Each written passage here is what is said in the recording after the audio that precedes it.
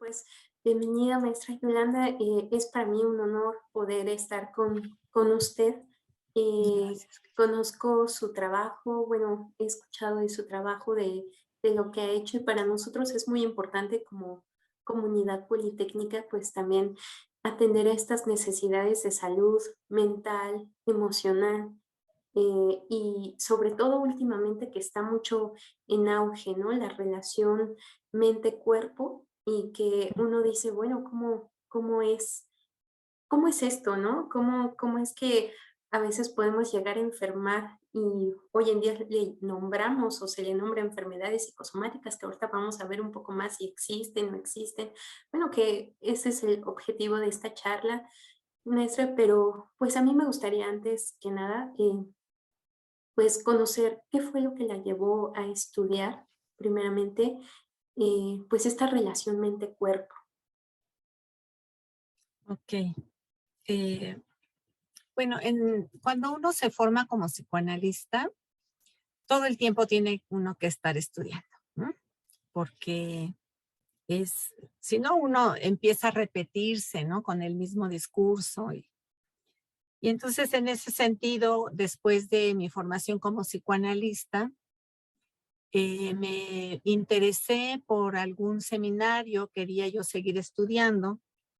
Y entonces un maestro de la institución donde me formé como psicoanalista abrió un seminario sobre afecciones somáticas, ¿no?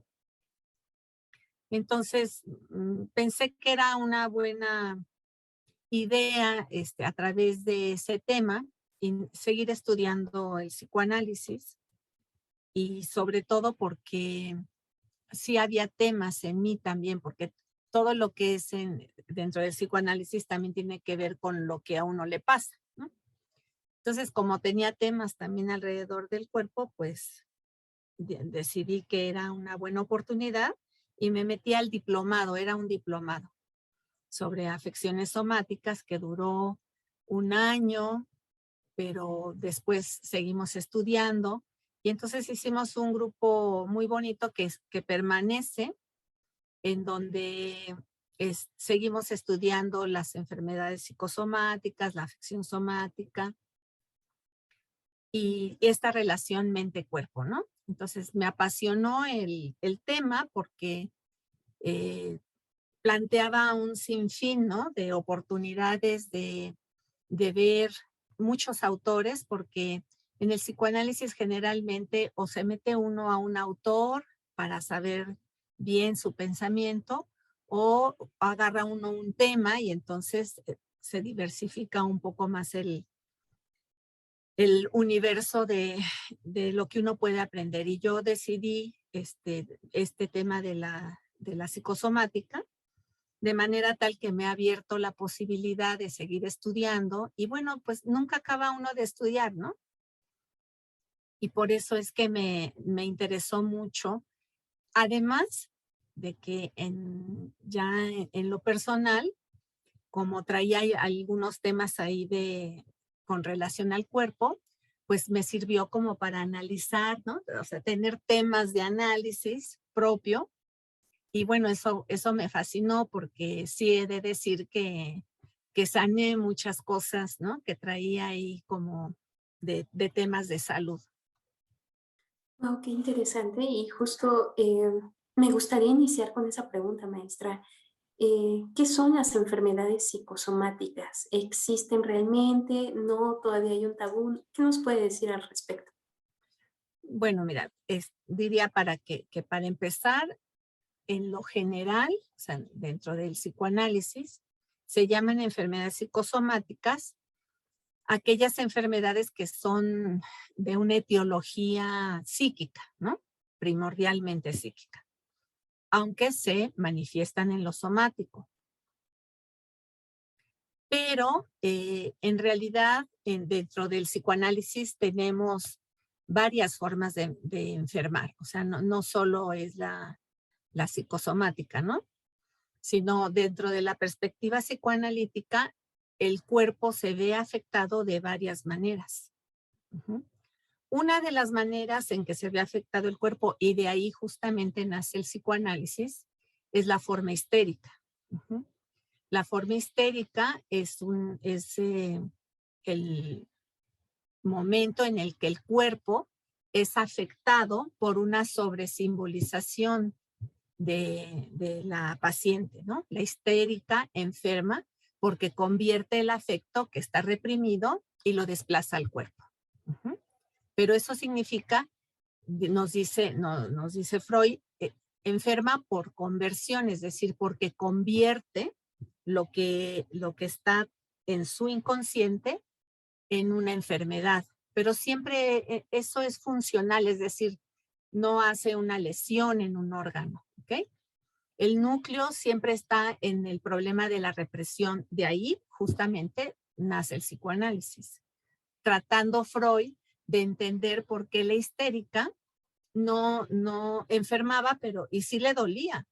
La dolencia que tenía era real, pero Freud, neurólogo, observó con mucho cuidado cómo no seguía la ruta que debería de seguir anatómicamente, ¿no? El nervio, por ejemplo, en una pierna que tiene un dolor histérico. La segunda forma de enfermar o de afectar el cuerpo que se tiene en psicoanálisis es la hipocondría.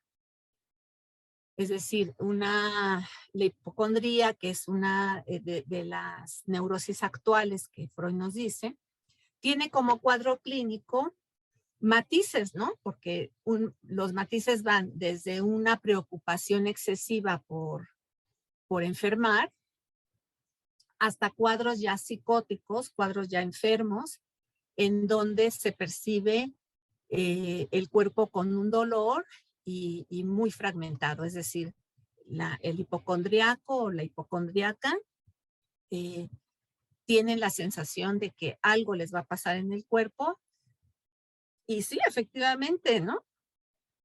Acá no hay ninguna simbolización porque la histérica puede incluso hacer uso de su simbolismo para decir, ah, me está pasando esto porque tengo miedo, porque tengo mucha angustia por lo que va a pasar, me duele la cabeza porque, pero eso no es una enfermedad psicosomática, es una conversión.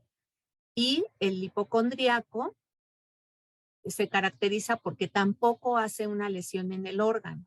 O sea, el hipocondriaco nada más interpreta las sensaciones corporales que podemos otras personas considerar normales porque se está vivo, porque se está sintiendo, y ellos lo interpretan de una forma inadecuada, desorganizada, viven su cuerpo como persecutorio, ¿no? Y además tienen una actitud muy vigilante, hipervigilante con todas las sensaciones de su cuerpo. Entonces, pues viven angustiados, ¿no? Y con la certeza de que les va a pasar algo, de que tienen un malestar y que nadie se los ve, ¿sí? Y a veces la necesidad extrema de tratar de darle una figura, un sentido, una coherencia a lo que están sintiendo, los llevan a buscar a doctor tras doctor, ¿no? A encontrar en alguno de ellos algo que le dé sentido a lo que sienten. Cuando en realidad, pues, lo que sienten o de lo que adolecen es de una forma muy hipervigilante, ¿no? De su cuerpo. Ahora, la tercera forma que podríamos decir que en la que se afecta el cuerpo es ya la afección somática o la enfermedad psicosomática. Y acá sí encontramos ese salto, es de ida y vuelta, ¿no? O sea, somos cuerpo y mente y somos una unidad, ¿sí? Entonces, de ida y vuelta, la mente afecta el cuerpo y el cuerpo afecta a la mente, ¿sí? No nada más es de una dirección, sino la mente puede afectar al cuerpo porque se rebasa la capacidad de la mente para elaborar lo violento de la vida y entonces el cuerpo entra en acción. Y al revés también podemos pescar algún virus, alguna bacteria que nos lleve a hacer que la mente trabaje y puede llegar a ser enloquecedora. Por ejemplo, cuando surge alguna enfermedad autoinmune, que dan sensaciones todas raras, las personas a veces no saben ni qué les está pasando, solo no pueden nombrar lo que se les está pasando, solo pueden sentir que algo raro está pasando en su cuerpo. Y entonces, en ese sentido, el cuerpo que adquiere una enfermedad, le exige a la mente que aclare, que le dé un sentido, que le dé una forma, que le dé una palabra para no desestructurarse más. Ujú. Entonces serían esas. Ahora, por ejemplo, también hay autores que dicen que otra forma de afectar el cuerpo es hacer un uso narcisista del cuerpo. Por ejemplo, un corredor, ¿no? Un corredor que tiene una pequeña lesión en el tobillo. Y entonces le dicen, oye, no, pues no corras porque tienes una lesión en el tobillo. No, no, pero no importa, o sea, no me duele mucho, ¿no? Sigue corriendo, ¿no? Sigue corriendo y llega un momento en el que eso, pues, termina mal, ¿no? Termina no solo en una pequeña lesión, sino en una lesión. Tendríamos que decir que esa lesión corresponde a un uso narcisista del cuerpo, ¿sí? Un uso narcisista significa que el sujeto cree que lo puede todo, ¿no? Cree que no le va a pasar nada. Entonces, yo te diría que esas son las 4 maneras en que se ve afectado el cuerpo. No todo lo que le pasa al cuerpo es una enfermedad psicosomática. ¿Cuándo es una enfermedad psicosomática? ¿No? Podríamos preguntarnos. ¿Cuándo? O sea, en realidad, no hay enfermedades psicosomáticas, ¿sí? Lo que hay enfermos psicosomáticos. Y esto es una máxima, ¿no? De Hipócrates, ¿no? Él decía, no hay enfermedades, hay enfermos. Porque el virus y la bacteria y todo está allá afuera. Pero el que enferma es alguien, es un sujeto. Nosotros decimos, es un sujeto. El que enferma es un sujeto. ¿Y de qué enferma? De lo que su historia, o sea, toda la enfermedad cuando ya se manifiesta en el cuerpo, es producto de la historia del sujeto. No es nada más, no es cualquier enfermedad, pues. Esta idea de literatura de café, ¿no? En donde si tienes odio, te va a dar cáncer. Y si tienes odio a tu mamá, te va a dar cáncer en el seno izquierdo. Y si tienes odio a tu papá, te va a dar cáncer en el seno derecho. Lo único que hacen es ejercer o inocular una culpa, ¿no? En el sujeto que va, o en la sujeta, porque hay muchos hombres que también padecen cáncer de pecho, por ejemplo. Y entonces las personas cuando les da dicen, híjole, ¿a quién odio, no? O sea, ¿por qué me dio cáncer? O sea, ¿a quién odio? Y entonces yo diría, bueno, pues vida mediante, es decir, estás en la vida y estás sintiendo y estás con todas las emociones sintiendo. ¿Y quién no ha sentido odio en su vida? Bueno, claro, podríamos decir, hay de odios a odios y claro, una persona que siempre se la pasó odiando, pues entonces puede ser que sí tenga una repercusión en su cuerpo, sí. ¿Sí? ¿Por qué? Por todas las hormonas, ¿no? Que va generando a lo largo de su vida, si pasa enojado, porque pasa secretando hormonas del estrés. Pero bueno, ahí me quedo tantito para que me hagas otras preguntas. No, de verdad que un placer escucharla porque también me hacía como pensar ahora cuando, mm, por ejemplo, con esta pandemia, ¿no? A lo mejor me voy a desviar un poquito, ¿no? Pero Ujú. qué tanto a lo mejor justo este miedo a contagiarte de COVID, que pasa primera ola, segunda, tercera, cuarta y mutaciones y demás, y como también temor al contacto, ¿no? De que el otro te puede contagiar, la otra persona nos puede contagiar. O sea, ¿qué tanto se puede convertir justo a lo mejor como en una especie como, usted dijo una palabra que me llamó mucho la atención, como en esta parte hipervigilante, ¿no? De estar como acechando, no sé, ahí qué nos podría decir un poco más. Yo creo, mira, hay un artículo de Piero Lanier que se llama El cuerpo como filiación persecutoria. Y en ese artículo a mí me gusta mucho porque nos habla de cómo para algunos sujetos, cuando no se logró una constitución corporal donde el sujeto se sienta cómodo con su cuerpo, no solo por lo estético, sino habitando un cuerpo y un cuerpo que pueda ser fuerte y un cuerpo que le pueda sostener en la vida. Cuando eso, por supuesto, eso tiene que ver con la relación con la madre, ¿no? Bueno, con la función materna, no exactamente con la madre. Cuando eso no fue posible, entonces el sujeto se vive vacilante, ¿no? O sea, se vive inseguro en su propio cuerpo. Y entonces eso va a tener como historia o como correlato que, por supuesto, el virus, pero no solo coronavirus, sino cualquiera, ¿no? O sea, el sujeto vive su cuerpo como si lo persiguiera, como si no pudiera defenderlo, ¿no? En general decimos, quien tiene un buen sistema inmunológico, decimos, bueno, pues si nos pesca, bueno, ya me vacuné, ya me tomé el tecito de ajo, o sea, hace uno lo necesario para que junto con sus creencias pueda sostener la posibilidad, ¿sí? La posibilidad de defenderse, ¿sí? De que ese virus no lo mate a uno, ¿no? Cuando no hay posibilidad de que el sujeto se sienta en posibilidad de defenderse del exterior, ¿no?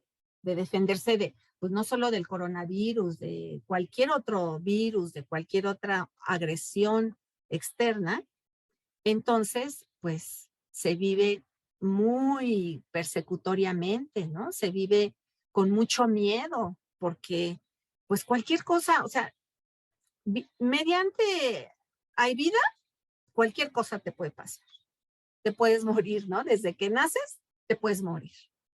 Y entonces depende de la estructura del sujeto, es como va a ser más grave o menos grave esta situación de la persecución, ¿no?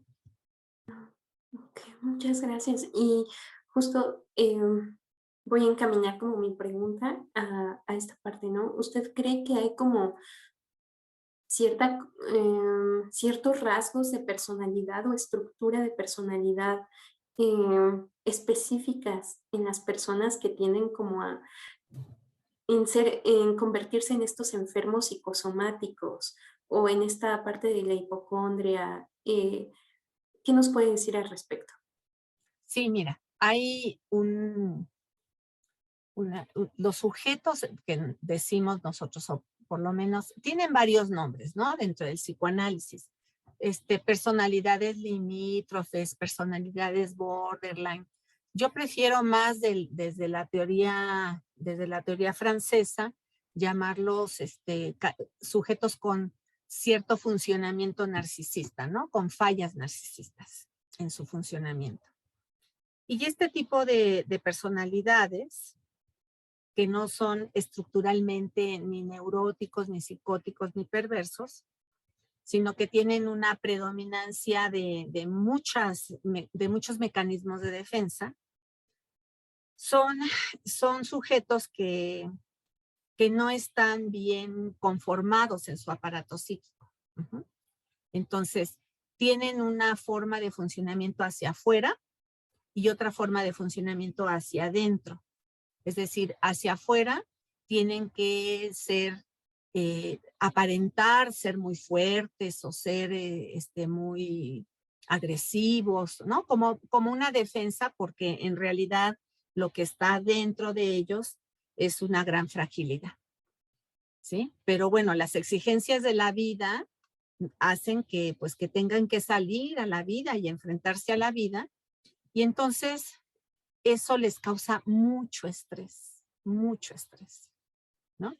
Hay sujetos que vemos en la consulta que, que viven enojados, ¿no? Por ejemplo, una de las que yo tenía en consulta, de las consultantes, decía que se moría de coraje porque le tocaban todos los semáforos rojos. Y entonces decía, no es posible que a mí me toquen. Me explico, o sea, estoy como exagerando un poco, pero de verdad vivía enojada, ¿no? Vivía enojada. Y otra persona le causaba estrés todo, ir a pagar la luz, ir al banco, ir a cobrar, todo era motivo de estrés. Por supuesto, imagínate, o sea, tienen ciertas características, pero bueno, como es para un público que no es psicoanalista, solamente diré que tienen fallas en la temporalidad, tienen dificultad para hacer la diferencia entre él y el otro. Ajá. Tienen una rigidez defensiva, o sea, no se pueden mover porque... Y o sea, pero además tienen como característica principal que el odio es el afecto que predomina en ellos. O sea, son gente que se enoja de todo, que vive estresado, que vive enojado, que les dicen de mecha corta, ¿no? Que de todo así hacen problemas, de verdad grandes. Ese tipo de personalidades son las que más enferman. ¿Por qué? O sea, alguna razón debe de tener esa literatura que dice, si odias te vas a enfermar. Digo, tampoco es que estén fuera de la realidad, ¿no? Claro que sí. ¿Y por qué te vas a enfermar? Porque el nivel de odio, del nivel de coraje, hace que el cuerpo reaccione, ¿no? Que empiece a secretar todas las hormonas del estrés, ¿no? La adrenalina, la noradrenalina y todo eso que pasa en el cerebro. Y el cuerpo lo está resintiendo, o sea, todas esas hormonas tienen que tener un pico y luego una rebaja y tienen que permanecer en cierto nivel bajo y para estar preparadas para cuando necesites huir o atacar, ¿no? Que son para lo que están hechas esas hormonas. ¿Qué pasa si esas hormonas están de forma así permanente en el cuerpo? Pues inflaman, ¿no? Ya eso está muy estudiado por los médicos. Inflaman. Y en un cuerpo inflamado, cualquier enfermedad puede surgir. Entonces, hasta a nivel biológico, ¿no? Incluso les sugeriría que se metan a YouTube y busquen el video que hizo Walt Disney con muñequitos de Walt Disney sobre el estrés y explican esto así de una forma muy, muy sencillita. ¿Y qué es lo que pasa con esas personas que odian, que tienen mucho coraje, que siempre están pensando en forma negativa? Bueno, pues hacen un efecto en el cuerpo. De la misma manera, los pensamientos positivos y los afectos positivos, pues elevan el sistema inmunológico, ¿no? Freud decía desde que escribió su teoría que él decía, el tifo es menos probable que le dé a un ejército ganador que a un perdedor. ¿Sí? ¿Por qué? Porque el ganador tiene la autoestima, tiene la alegría, tiene emociones positivas y el perdedor no. Entonces, esto me lleva a la siguiente situación emocional que causa enfermedad y que creo que está muy de actualidad, que es justamente la depresión. O sea, uno es el coraje, el odio, ¿no? Y en la base, en muchas ocasiones del odio y del coraje, está la depresión, solo que está como volcada hacia afuera, ¿no?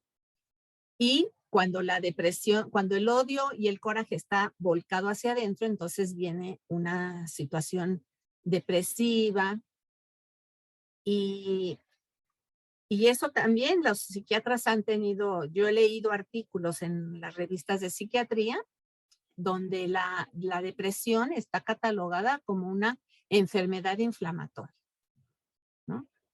Ya saben que la depresión inflama también el cuerpo. Y en un cuerpo inflamado, cualquier enfermedad puede surgir. Entonces, en estricto sentido, no es que haya, o sea, no es que hayan enfermedades psicosomáticas. No podemos decir, esta gripa te dio psicosomáticamente. No, es que tú estabas en condiciones, ¿sí? De rebasamiento, estabas demasiado cansado, desfallece tu función psíquica como para poder vértelas con la realidad, con lo que tienes que hacer, y entonces el cuerpo entró en acción, ¿sí? Y eso, ahora, ¿qué es lo que hace la diferencia? Porque todos sabemos, ¿no? Que a final de semestre se enferma uno de gripa, de diarreas, porque el cuerpo está pidiendo un descanso, digamos, ¿no? Está diciendo, ya para. Pero no es lo mismo, o sea, si uno sigue constantemente en este nivel de estrés, pues por supuesto que sobrevienen enfermedades ya más graves, ¿no?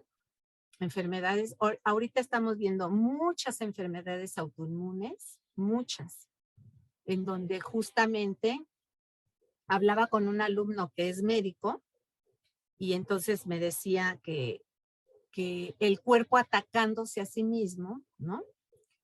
O sea, por supuesto es multifactorial, no podemos decir que es solamente una situación psíquica, pero que influye la alimentación, el medio, pero generalmente cuando le pregunta uno a los médicos dicen que es nuestra forma de vida, ¿no? La forma moderna de vida, que comprende pues alimentación, estrés, poco descanso, ¿no? Inmediatez,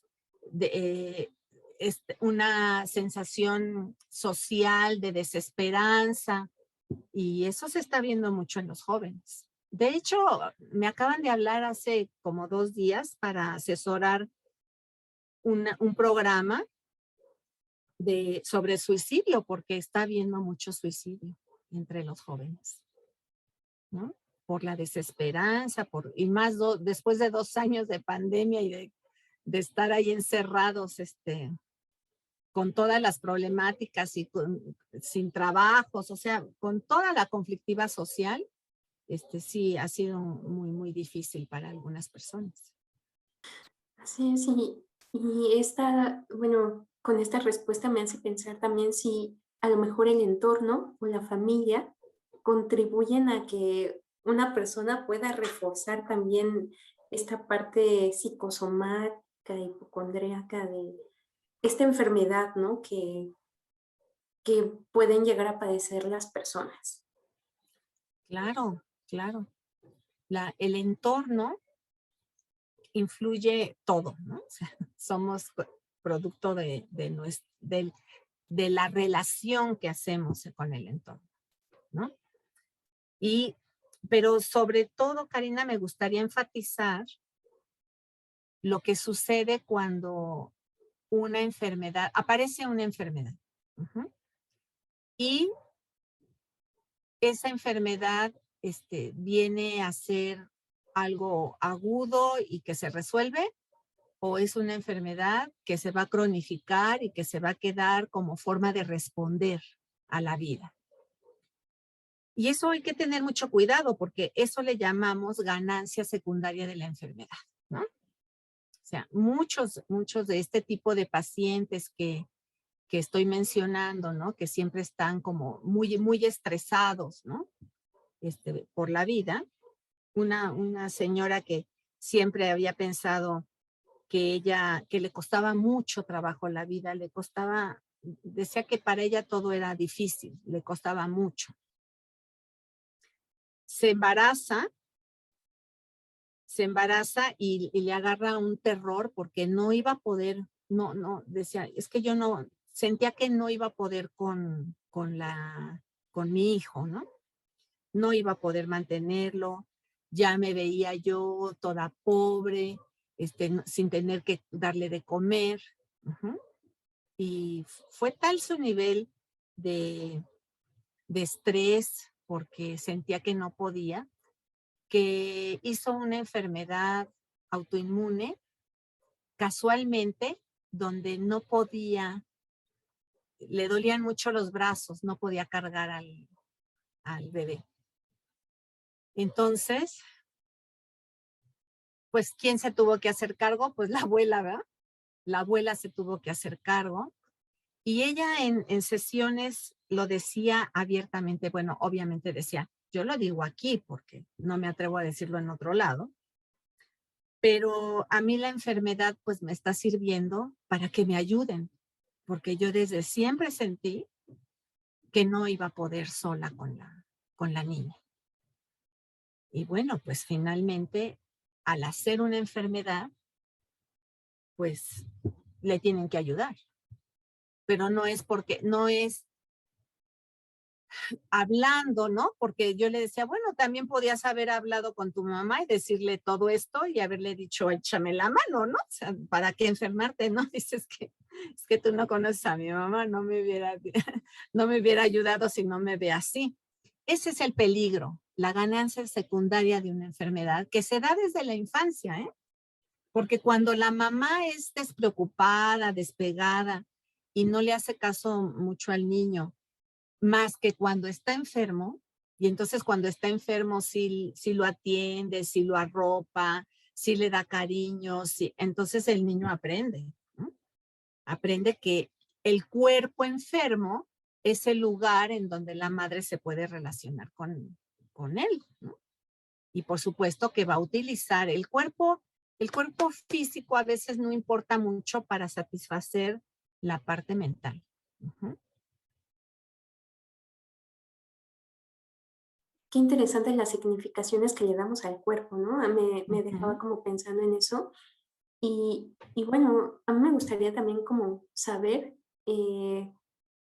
suena muy simple, pero ¿qué recomendaciones le podría dar, por ejemplo, a las personas que están viviendo una situación así, que están padeciendo este tipo de situación psicosomática?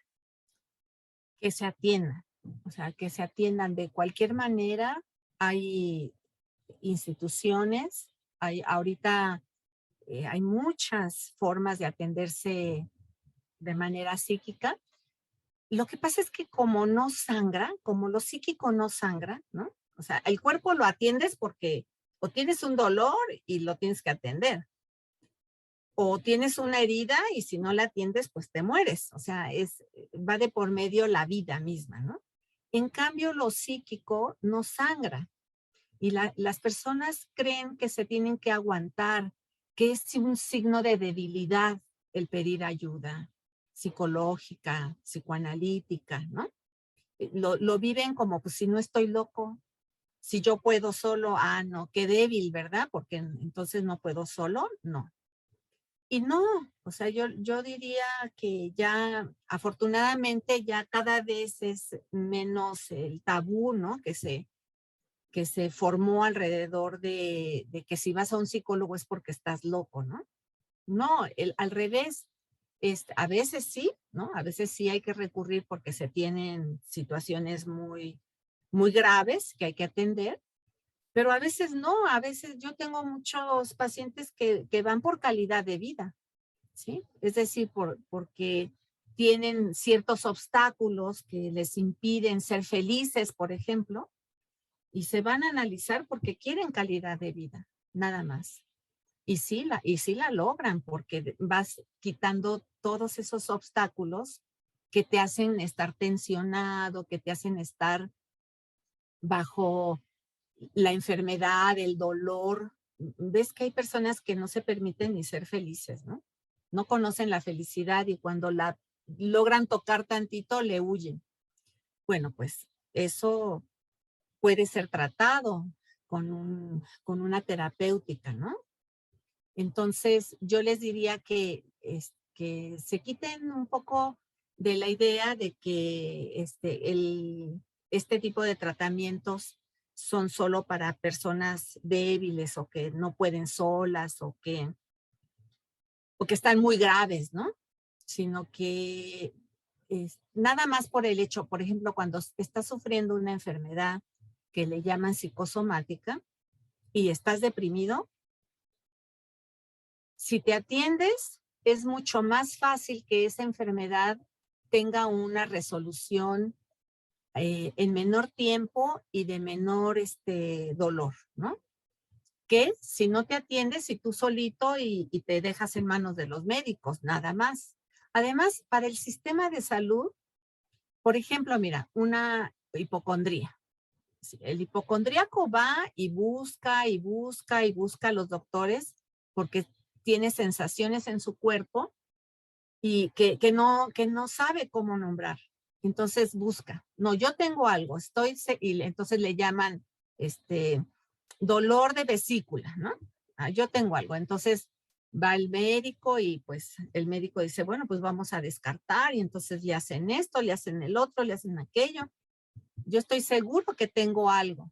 Y a veces llegan, yo he recibido pacientes que llegan hasta con escaneados, así, ¿no? O sea, que les hicieron resonancias magnéticas desde la cabeza hasta las piernas para ver qué tenían y les dicen los médicos, oiga, usted no tiene nada. Eso en un servicio público es una cantidad de recursos los que se gastan tratando de ver qué tiene la gente, ¿no? ¿Por qué le duele donde le duele?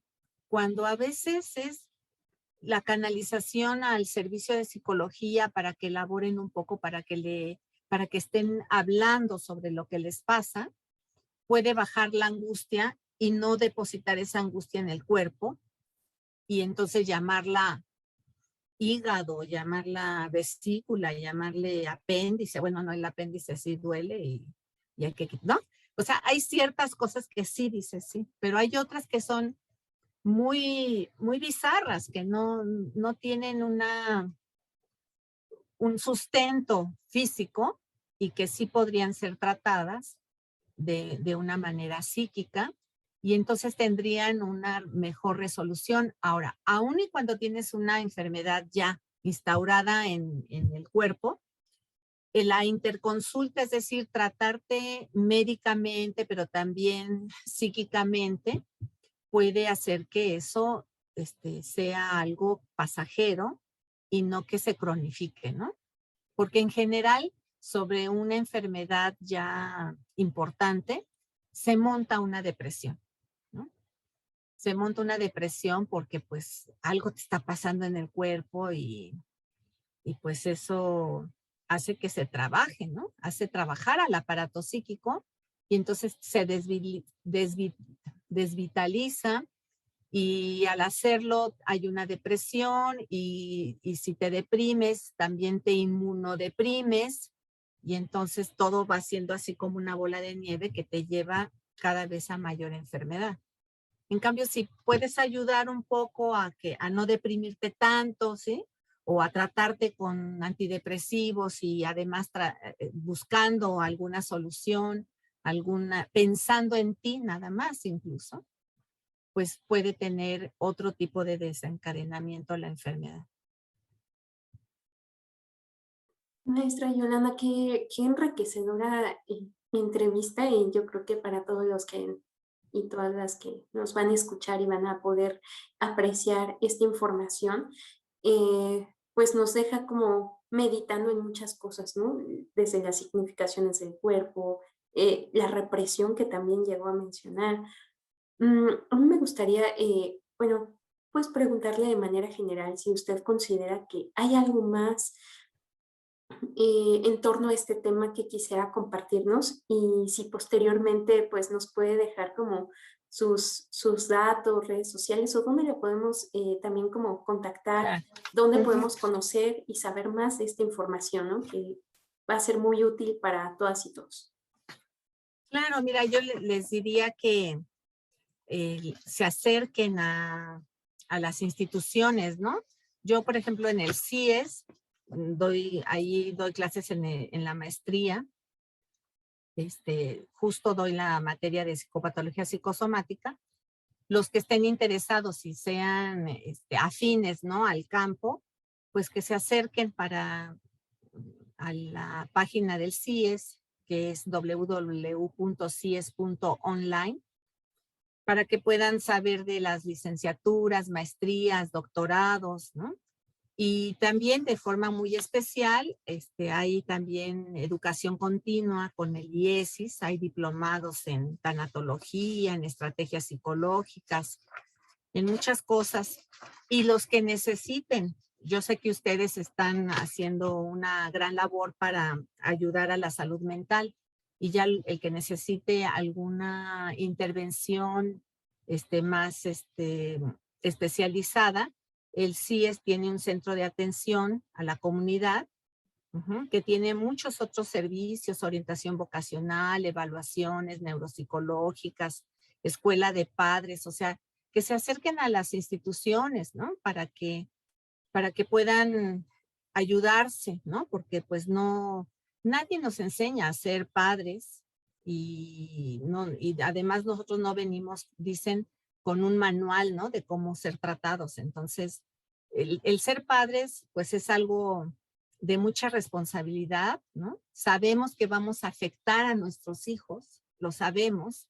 Nadie pasa en esta vida sin ser afectado por la madre, por la mano de la madre, ¿no?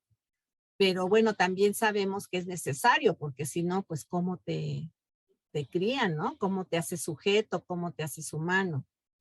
Entonces sí vamos a ser afectados, pero ¿qué vamos a hacer con eso? Eso es lo importante, ¿no? O sea, porque pues no le puedes seguir echando la culpa a tu mamá después de cierto tiempo, ¿no? Que ahora hasta los 50 años le siguen echando la culpa a la mamá.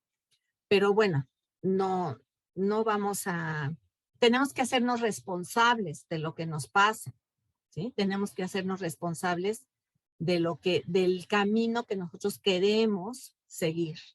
Y para eso a veces necesitamos ayudita, porque todas las motivaciones inconscientes nos hacen repetir patrones, ¿no?, de conducta, nos hacen repetir patrones enseñados desde la primera infancia. A veces no los repetimos tal cual, afortunadamente. A veces sí los repetimos tal cual, ¿sí? Pero bueno, para no repetir y para poder ir haciendo un camino propio, pues necesitamos la ayuda de profesionales, ¿sí? Y que no se trata nada más de, porque escucho mucho a veces que dicen, ay, bueno, pues es que se trata nada más de ir a hablar, ¿no? Y pues si se trata nada más de ir a hablar, pues mejor me voy a tomar un café con una amiga y ahí le platico. No, o sea, no, no es eso. Es algo muy diferente, es poder hacer algo artificial en el setting analítico, poder hacer algo artificial en donde se repita lo que se tiene que repetir y se le dé soluciones de manera diferente, que puedan posibilitar que esa persona que está beneficiándose del tratamiento psicoanalítico pueda después dejar de repetir los patrones. Por ejemplo, el patrón de abandono, ¿no? O el patrón depresivo, ¿no? Hay personas que no conocen cómo es estar bien en esta vida, ¿sí? Tienen incluso, y yo he tenido a varios, que los he tenido que mandar a que les den un antidepresivo porque no conocen el estado del bienestar. Y si no conoces un estado de bienestar, pues ¿cómo lo buscas? Es normal para ellos estar depresivo, es normal para ellos estar melancólico. Entonces, pues no, o sea, eso no es normal, pues. Hay que buscar las soluciones, ¿no? Y yo creo que la parte de la solución es acercarse a los profesionales y sin mayor sin mayor situación conflictiva, ¿no? Que ahora ya estamos en otro tiempo, ya no es solo para los que están muy graves, ¿no? Es para quien quiere calidad de vida. Pues le agradecemos, maestra Yolanda, todo este conocimiento que ha puesto y compartido con toda la comunidad politécnica y con nosotros. Y deseamos que tenga un impacto muy, muy fuerte, ¿no? Y muchas gracias también por abrirnos como un panorama más amplio de lo que es toda la representación del cuerpo y nuestra mente, que eso es lo importante. Le Ujú. agradecemos mucho, Bueno, pues, el tiempo, la disposición y ojalá tengamos la oportunidad de poderla contactar después nuevamente, a lo mejor con otro tema o lo que sea, pero poder escuchar de todo esto que usted ha ido aprendiendo. Le agradezco mucho y pues gracias. no, gracias a ti, Karina, por contactarme y permitirme compartir con toda su comunidad estos conocimientos que hemos estado estudiando durante tanto tiempo y poder posibilitar que conozcan un poco más de lo que es la terapéutica psicoanalítica, ¿no? Muchas gracias por invitarme. Así es, gracias a usted. Hasta luego.